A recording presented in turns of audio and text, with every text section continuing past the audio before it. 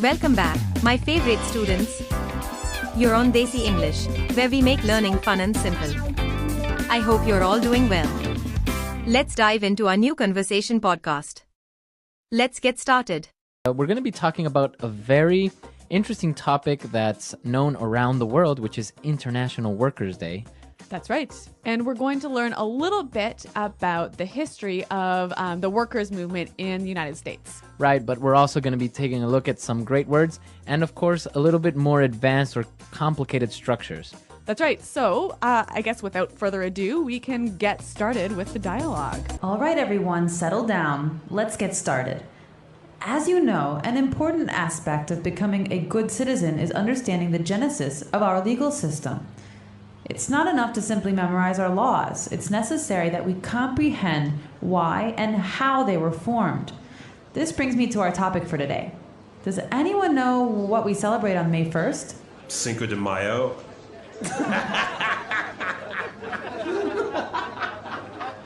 No, that's May 5th in Spanish, James. No wonder you're failing my Spanish class. No, May 1st is International Workers' Day. Do we get a day off from school then? No, it is not considered to be a national holiday here in the U.S., but in other countries it is. Oh, man. In the 19th century, working conditions were appalling, with workers being forced to work 10, 12, and 14 hours a day. Support for the 8-hour workday movement was growing rapidly, despite the indifference and hostility of many union leaders. And by April 1886, 250,000 workers were involved in the May Day movement. Previous legislative attempts to improve working conditions had failed, so labor organizers took drastic measures. They passed a resolution stating that 8 hours would constitute a legal day's work. And on May 1st, 1886, the resolution took effect. Cool. Is that why we only work 8 hours now? Yes, but the happy ending came at a high price. On May 3rd, 1886, police fired into a crowd of strikers at the McCormick Reaper Works factory, killing 4 and wounding many.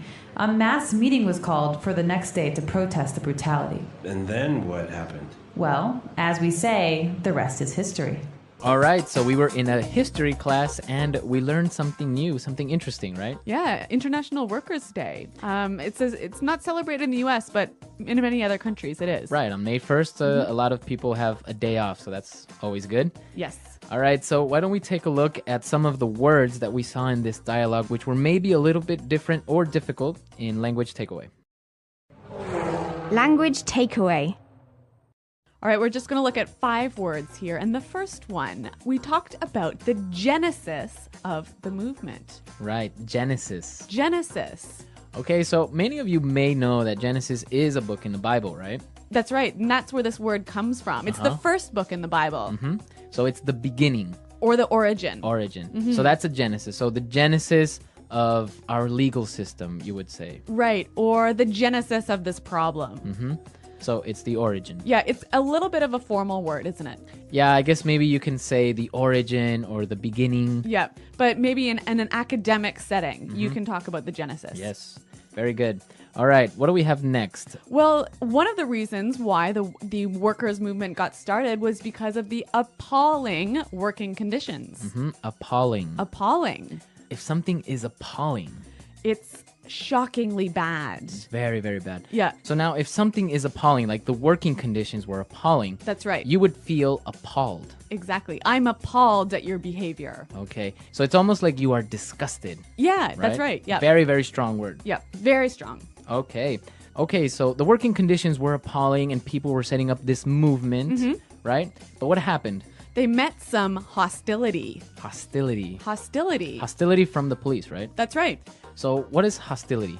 Hostility is the state of receiving an unfriendly reaction. Okay. They acted in a very unfriendly way, and it also suggests, a hint of violence even. Okay. Yeah. Yeah. So if somebody is hostile, they can maybe be aggressive and maybe to a point violent. That's right. Okay. So a hostile person. Yeah, or a hostile environment, a dangerous environment. Okay, hostility, hostile. Very good. Yeah. Now, because of these appalling working conditions, the labor movement decided to take drastic measures. Drastic measures. Yeah, drastic measures. This is a really wonderful phrase, and I think it would help us to listen to a few examples of this phrase in use. Example 1. The president was faced with some difficult decisions and was forced to take drastic measures to solve the crisis. Example 2. The police took very drastic measures to control the protesters outside the government palace. So we understand drastic measures as extreme actions or decisions, right? Yeah, exactly. I think there's a saying that says desperate times call for drastic measures. No, desperate times call for desperate measures. Oh, dang. Well, okay, but it goes around there somewhere, right? Something like that. If you really have an emergency, you need to do something drastic. You have to take drastic measures, or you can even say take drastic action. Okay, very good. And what about our last word? After the protests ended in violence, people started to get angry because of the brutality the police showed. Okay, brutality. Brutality. So again, maybe brutality and hostility are maybe similar, right? A little bit similar. So brutality is the state of being harsh or very forceful. Okay, so brutality. Now, we also use the word brutal. Right. So that means harsh or very forceful. Now, sometimes we can use that word, but not in a harsh or forceful way, right? Yeah, and it's quite, I might say something like, oh my God, that test was brutal. It was brutal or... So it was really hard or really difficult. Right. So that's what you're saying with this word, that it's very hard or it was very intense. Yeah, maybe one more example. Okay, so for example, I can say, oh, I went for a run today and it was brutal. I'm so tired. So it was really difficult. Yeah. Brutal. And Marco, is this something that's used by everyone? That phrase, brutal, using in that context would be for younger people maybe. Not really, you wouldn't really hear older people using it like so that. It's a little bit slangy. Yeah. Okay. All right. Great. So those are 5 interesting vocabulary words. As Marco mentioned, we want to look at some more difficult structures now in Fluency Builder. Fluency Builder. Okay, so we have some phrases that we saw in this dialogue.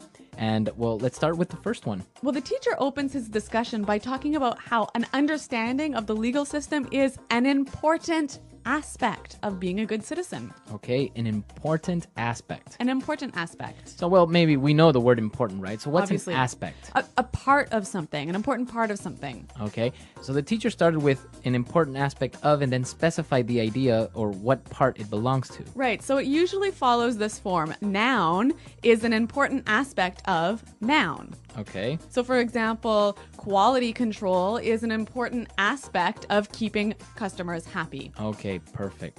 A part of. Very good. So aspect sounds a little bit more formal or just a lot more intelligent, right? Yeah, professional. And actually, this is a wonderful way of setting up your idea. So the teacher said that it's an important aspect of understanding the legal system was understanding its origins or its genesis. Yep. And then she moved on and said that it's not enough to simply memorize laws.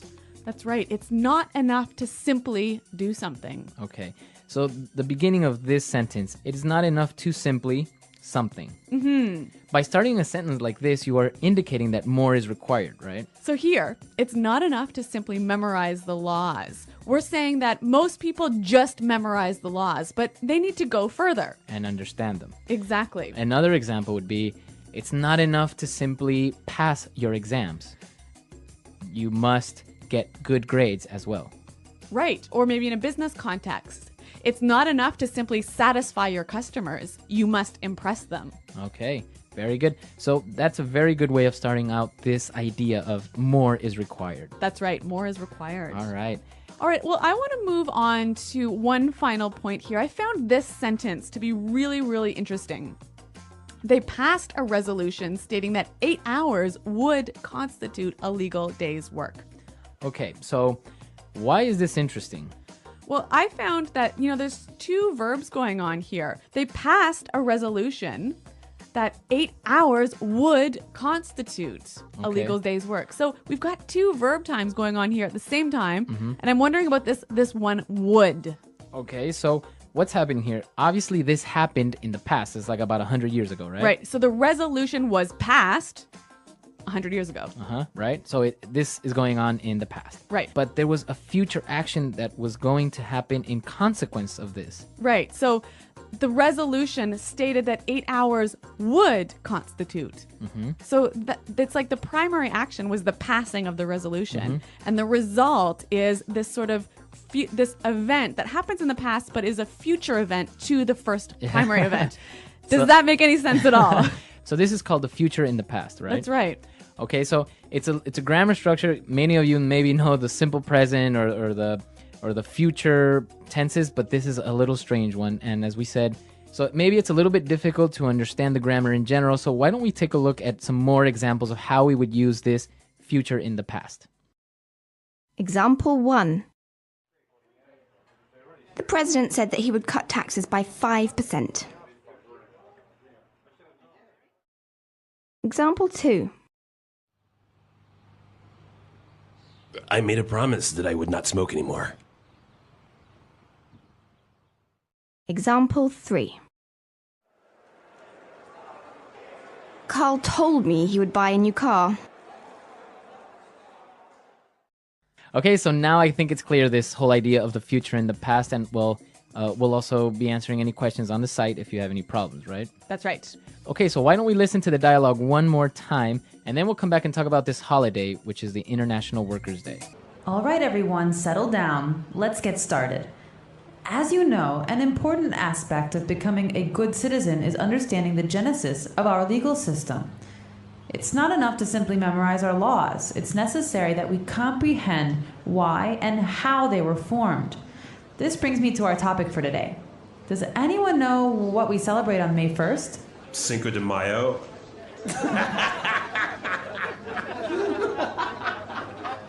No, that's May 5th in Spanish, James. No wonder you're failing my Spanish class. No, May 1st is International Workers' Day. Do we get a day off from school then?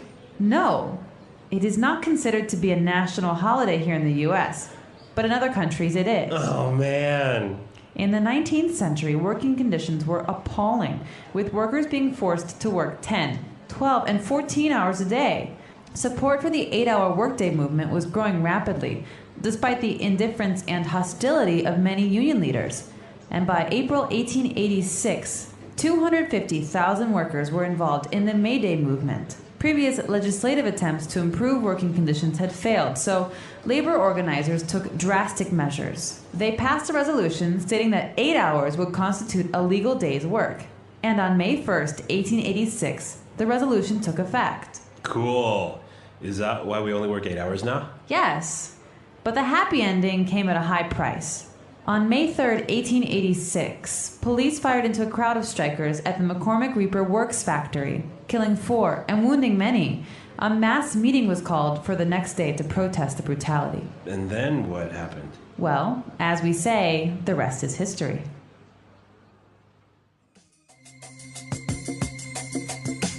All right, so Erica, in Canada, do you celebrate this? We do, but not on May 1st. Oh, really? When is it? The first weekend in September. Oh, really? And why?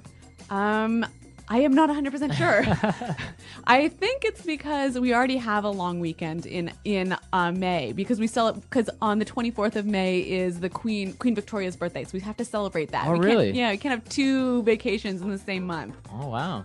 Well, yeah, I mean, it's not productive, right? Exactly. Well, what about in Ecuador? Yeah, we do. On May 1st, it's a holiday, and we actually have 2 holidays in May as well, because on the 24th, we actually celebrate the Battle of Pichincha, which is one of the decisive battles for the independence of Ecuador. So we don't mind having 2 holidays in the same month. Well, it sounds like Ecuador has a better holiday schedule than Canada. So No, it yeah. is. So yeah, on May 1st, people take vacations, or companies usually on May 1st will do something special for their employees. Oh, that's kind of a nice gesture, isn't it? Yeah, so it's like it's Workers' Day, so they'll set up maybe a barbecue or a trip or something like that. So that's what usually happens on May 1st. Great. Well, what about in your countries, listeners?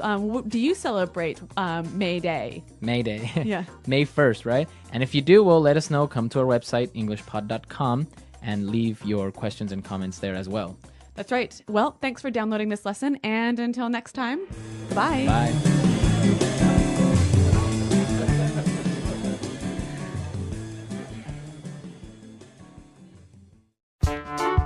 The English Pod Audio Review.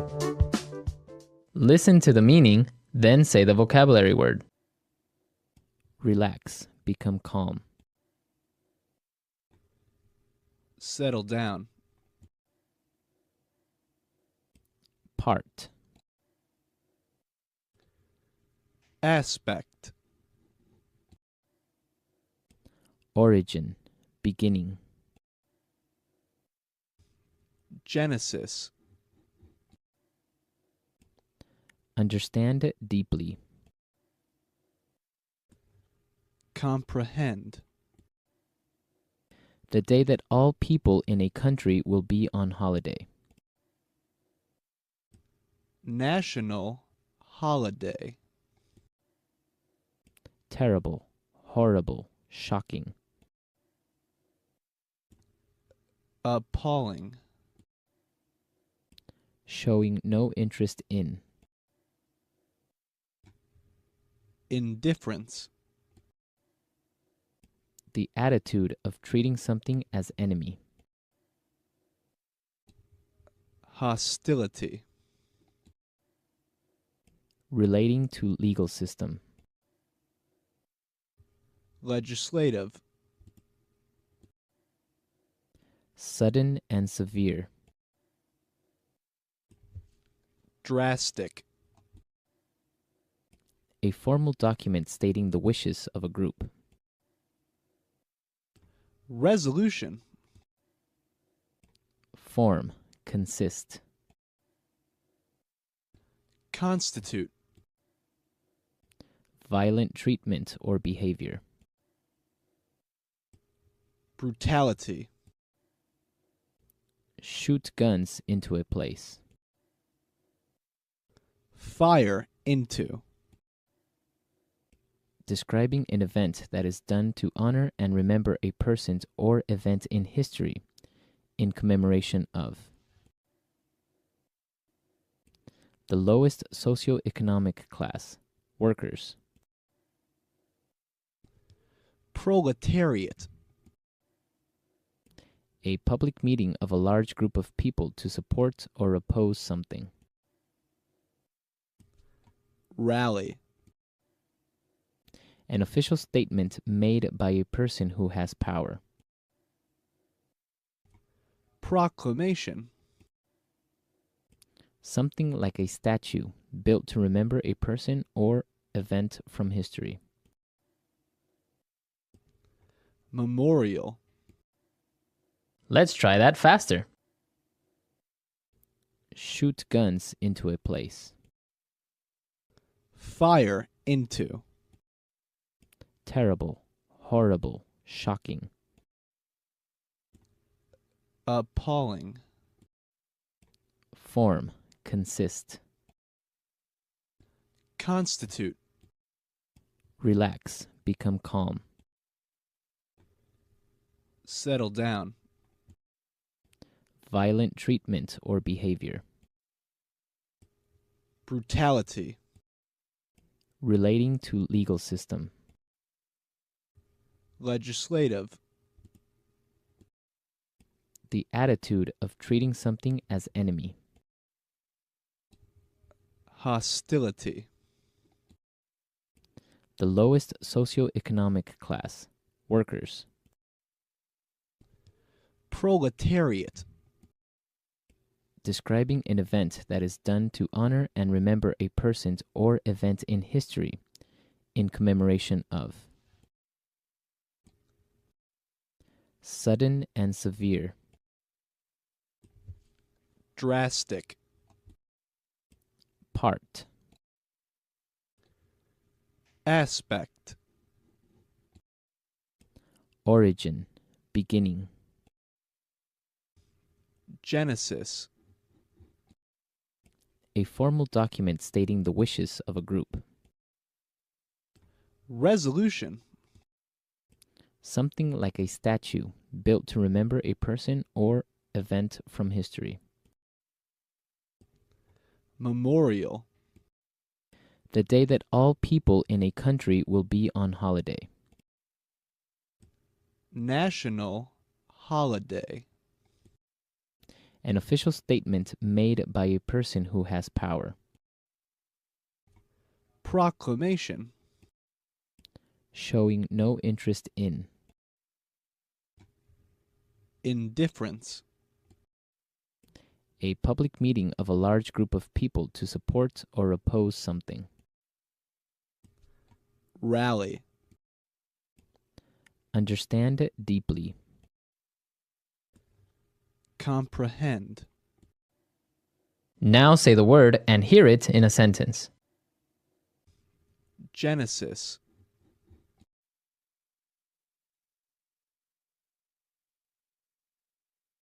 How did you get started on this project? What was its genesis? Genesis.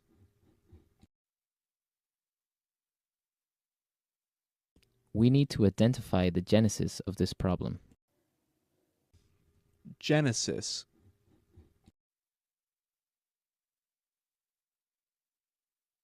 I'm studying the genesis of the feminist movement. Appalling.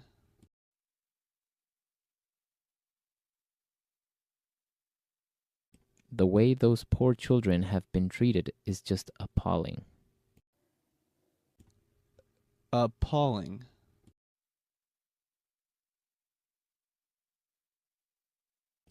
I'm absolutely appalled by your behavior.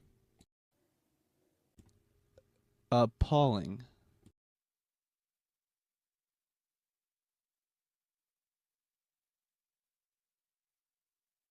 The service in that restaurant was appalling. It took 45 minutes for them to bring us our wine.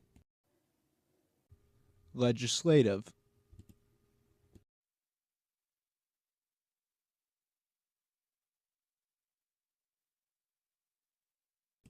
We can't just rely on self-enforced policy. We must find a legislative solution. Legislative.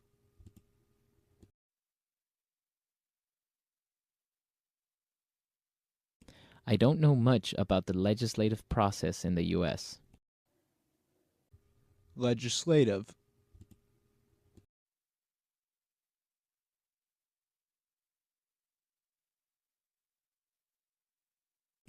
The president can't decide the laws. That's the responsibility of the legislative branch of government. Resolution.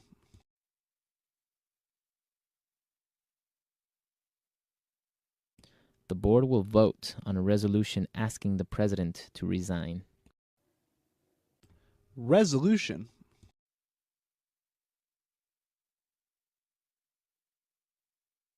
The UN Security Council passed a resolution regarding the Middle East. Resolution.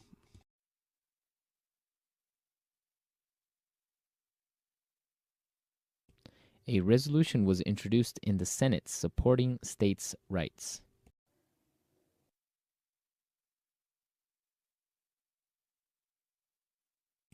We've got to take drastic measures. I think we should cut off his leg.